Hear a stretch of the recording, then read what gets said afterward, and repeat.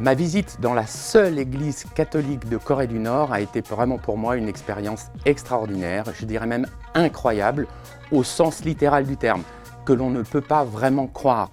Vous arrivez dans la cour de l'église, vous êtes face à une église normale, comme toutes les autres églises du monde. Vous avez une entrée, un portail, une rosace, un clocher et une croix au sommet de ce clocher.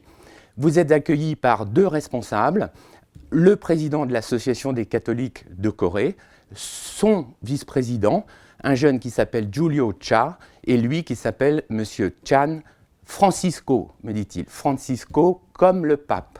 Donc, ils insistent bien sur leur prénom chrétien et me font entrer dans l'église. Alors là, vous êtes dans une église, vous avez des bancs en bois de chaque côté, vous avez la nef, vous avez des vitraux blancs de part et d'autre qui ne sont pas colorés, qui ne sont pas dessinés.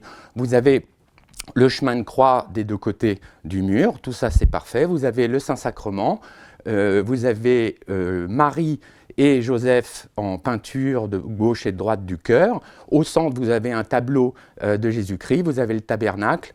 Vous vous trouvez dans une église comme n'importe quelle église dans le monde. Sauf que là, vous vous trouvez avec deux personnes qui vous disent d'emblée, ici, il n'y a pas de prêtre, il n'y a pas d'évêque, et de 200 à 250 personnes viennent ici prier le dimanche matin. D'ailleurs, me dit-il, vous devriez venir un dimanche pour pouvoir les rencontrer.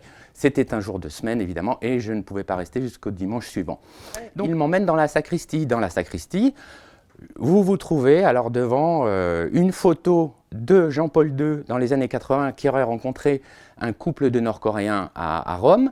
Vous avez une photo du pape François avec une colombe qui s'envole.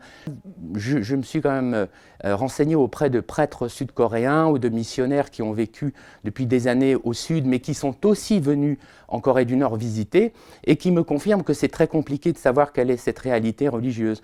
Vous êtes dans une église, elle est là, elle a été construite en 1988 seulement, au moment où il y a eu les Jeux Olympiques en Corée du Sud. Donc, vous voyez, il y a peut-être une volonté de montrer que, voilà, la Corée du Nord, elle est un peu comme les autres, elle a aussi une église, et qu'il y a la liberté religieuse en Corée du Nord, comme c'est inscrit dans la Constitution. Mais dans la réalité, tout le monde me dit non, ici on ne croit pas.